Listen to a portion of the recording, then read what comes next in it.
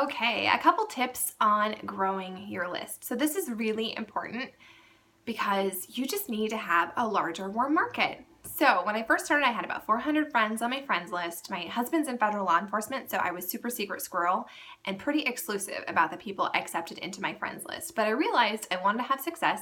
I wanted to grow this into something huge, and so I had to kind of like eat a frog and put myself out there. So I started by making more of my posts public. I know it feels scary, but it's really not that bad. So you can still be selective.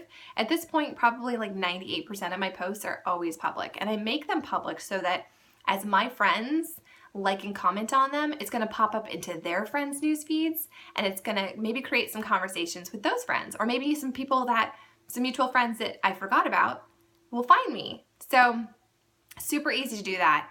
My tip for you is to always, when you send a friend request, send a message, because I don't know how many times I get friend requests. I'm like, who are you? Like, what's our connection? How did you see me? And so it just makes for an easier, people accept your friend request a lot more quickly, I've found, and it creates a conversation right out of the gate. If, I send a friend request and at the same time I send a message like, hey, so-and-so, I just sent you a friend request. This is how we know each other, or I came across this and you inspired me. So just be genuine. Don't blow smoke up anyone's butts, because that's just not appealing.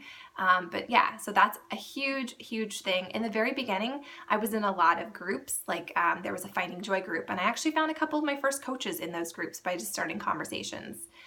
So that's a good way to find people too. Just a group that speaks to you. It has to be something that's authentic to you and really reflects who you are. Otherwise, you're not going to have great success. So if you're a twin mom, find a twin group. If you love your schnauzer, find a schnauzer group. But you just have to start putting yourself out, getting out of your comfort zone, and starting conversations with people. And like Nicole mentioned last night in the Zoom call, you just have to be unattached to the outcome. Just go through the motions, put out the effort. This sounds weird, but I will smile while I'm typing, or I'll say it out loud and make sure that it just sounds pleasant and approachable and not creepy. So these are all my little tips. This is how I've grown my friends list from about 400 to 1,038.